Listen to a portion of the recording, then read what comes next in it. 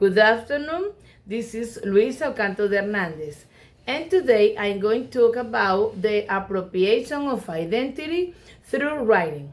Well, let's begin.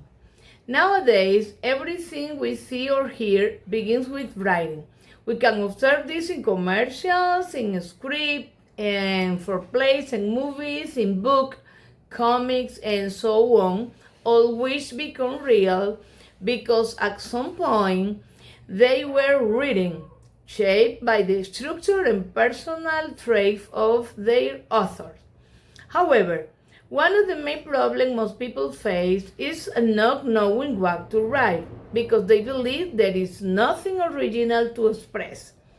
Yet we are concerned thoughts, ideas, and opinions that ultimately reflect who we truly are. That is, reading is so powerful.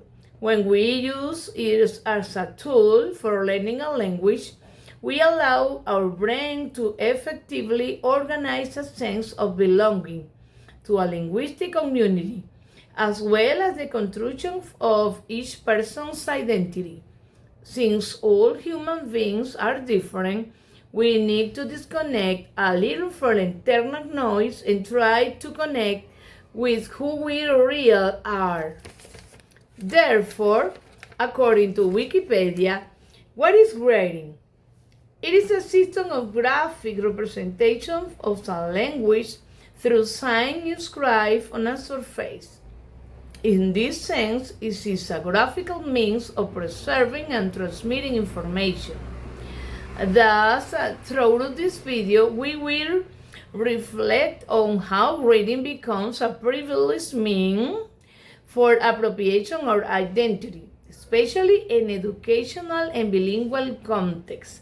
We will analyze how students not only learn to write, but in that process also construct their sense of belonging, their critical thinking, and their positioning in relation to reality.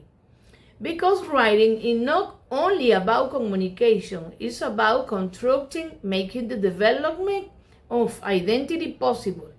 When a student lacks motivation to learn English as a second language, the idea that writing is connected to their identity becomes especially relevant, since it allows young people not only to answer a question, but to recognize themselves as learners with a voice, a history, goals, and sense of belonging within the process of learning English.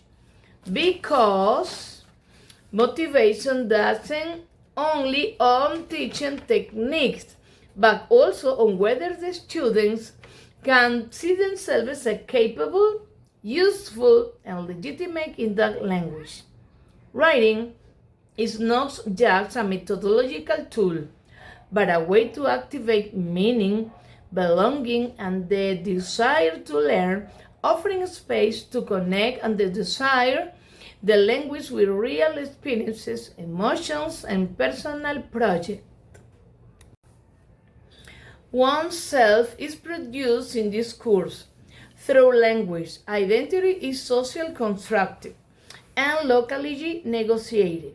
Regarding my experience as a teacher in several settings, such as public and private institutions, as well as private tutoring, I was able to observe a lack of motivation toward learning English as a second language, as well as toward writing essays or even a simple journal.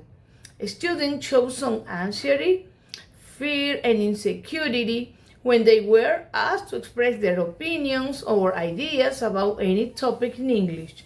Most of them were concerned about not being good enough of writing. However, there was a minority who dared to put their own thoughts and arguments on paper, and they feel more confident and stable. Based on my awareness of the students and interests, I adapted to them so that within a pleasant and relaxed environment, they could feel confident and express through writing their preferences interests and proposals for improve their surroundings. And finally, it is important to emphasize that our reading is with the means by which we transmit part of who we are. Our inner being can be separated when we express our thoughts, ideas, goals, opinion, or so on. We are unique and irreplaceable. That's what our identity through reading is about. As English teachers, we face daily challenges with our students, so we must advance not only academically, but also in the human aspect. Given the deterioration of education in our country, Venezuela, we need to feel more friendly in our educational spaces so that we can win over those young people we want to nurture. So that in the end, they will want to learn what we are willing to teach. Thank you for to be here.